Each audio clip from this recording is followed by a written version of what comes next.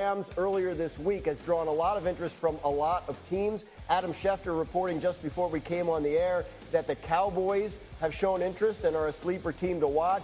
I've also been told to watch Seattle. New England has checked in on Cooper Kupp, so we'll see where Cooper Kupp lands. He could have a decision in the next couple of days, possibly as soon as today. Okay, so the Cooper Kupp to Dallas thing is getting a little bit spicy, but it is definitely taking second billing for the spice in Big D. Let's go. Former Cowboys defensive end DeMarcus Lawrence, who was the face of that franchise for a period of time, had a lot to say about his former team after walking out the door. He spent 11 seasons there.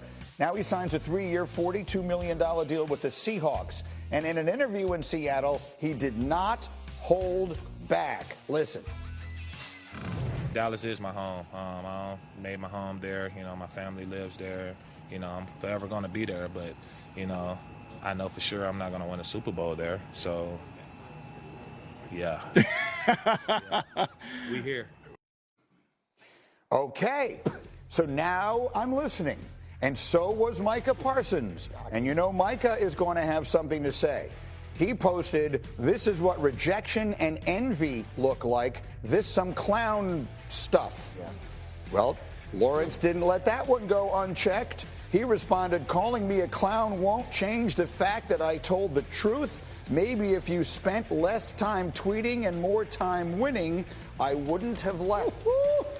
Oh, this gets interesting. Here we go. Yes, sir. A tea for everyone here this morning. There are so many different places that we can begin this. But let's start with this. My father was a lawyer, and he always used to say, truth is an absolute defense. You cannot be convicted of libel or slander if you can prove that what you said is true. Did DeMarcus Lawrence tell the truth? Absolutely. And he said the same thing that we've been saying for a long time here. You look at the Dallas Cowboys, and for so long they're focused on everything except winning. I think what DeMarcus Lawrence was saying is, hey, in Seattle, I know one thing. We're chasing a championship. And he feels as though his 11 years, we can all say we want to say he was in the building for over a decade. And I think he feels that from Jerry Jones on down, we're trying to grab attention and all of these different things, but we're not focused on the only thing that matters for a football player, and that's chasing a Super Bowl. What do you think, Bart? I mean, time is wasted on the young, right? And sometimes I used to always tell the rookies, like, one day you're going to be sitting in this seat and you're going to understand when you have people that's not serious about winning, because we don't have forever to play. So I need you to take my time seriously. And Michael Parsons right now is a young player. But at some point, DeMarcus Lawrence was him. He was a young, gifted, talented player, and he's watched the sand run out of the hourglass, and Micah's going to be here as well. And I think he's echoing what I'm sure other players feel like, man, this dude always got something to say. Malik Hooker said. Yeah, you're a great player, man, but just shut up sometimes. We don't need your commentary on everything. This is the new athlete that comes in, the branding. And you have to ask yourself, listen, do you think that Michael Parsons is now going to be the loudest voice inside of that locker room?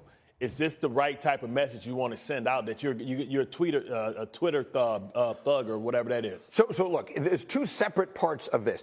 Yeah.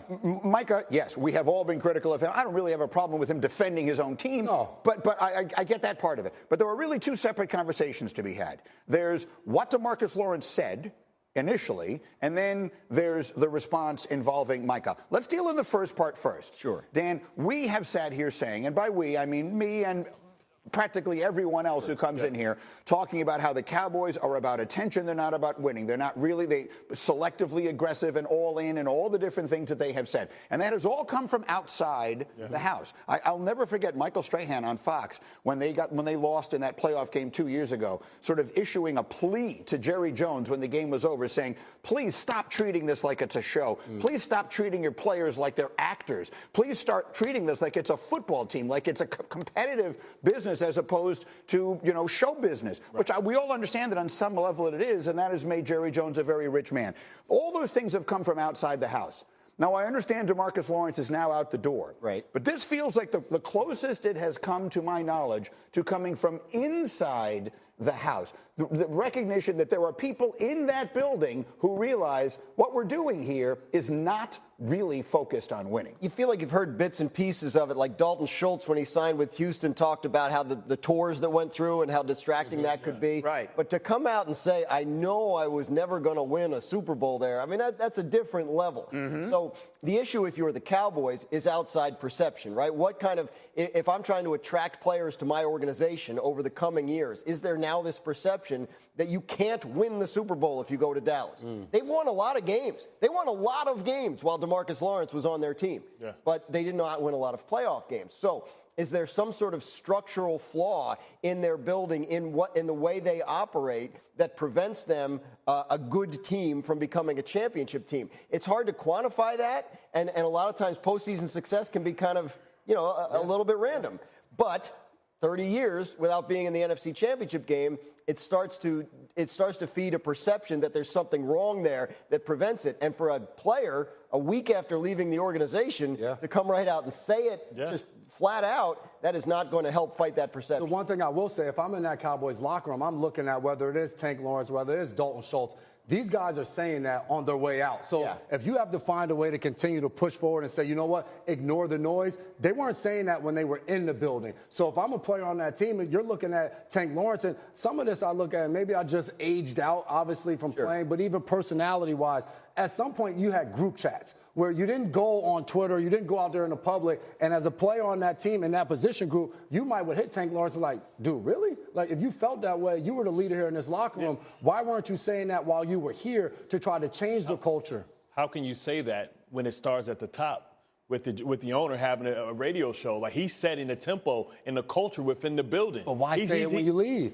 I mean, what can you say? You're not emboldened and empowered. You can't say that to the owner. You don't get your marching papers. you think you can change it perceptually by being able to talk amongst each other. You know how he is. You got the linebackers. You got people sitting in certain parts when you go in the locker room. You got certain people listening to music in the corner. We're having these conversations like, man, we need to get serious about winning, man. Time's run out. We're too good to not be in the NFC Championship. Why are we punching below our weight class? Why aren't we achieving and punching above? Why do a team like Green Bay come here and kick our ass after we're supposed to be the favorite? Why are we always falling short? It's because of culture. It got to be, everything in that building has to be about winning. And if it ain't about winning, we need to put it to the side until we start winning, and then we can do the extra stuff. Exactly, and we will address that immediately. But right now I have a podcast that I have to go record, and I will come back after doing that, and then we're going to get to the winning. And that's what's going on in Dallas. And I understand they're not the only place that the players have a podcast and the players have a platform and all that stuff, and all that is great, but it does not feel, and look, the Cowboys get a disproportionate amount of attention. I understand that. But the reality is there are too many people who are now pointing this out. And I feel like we hear it from legendary former Cowboys now that I sit here thinking about it. I feel like we hear it from Emmett. I feel like we hear it from Troy Aikman. I think that this, candidly, if this doesn't seep inside now, I'm not sure when it's going to. Those guys, Emmett and Troy Aikman, are of a Cowboys era when there was a butt kicker in the building in Jimmy Johnson, right? So that's there hasn't been since then a Cowboys coach. I mean, Parcells was there for a time, but it was a little bit later on in his career, so that had the ability to say, nonsense. We got to get the nonsense out of here. We got to focus on the winning. And we live in a nonsense-driven era in our world, right? Like, Twitter is optional. No one ever has to tweet at all, period. Like, and Micah Parsons' opinion on everything that occurs in the world does not need to be heard. But unfortunately, the owner has a weekly radio show, which, how are you going to tell the players not to come out and say stuff when he's out there commenting willy-nilly on everything with the team? So it would be very easy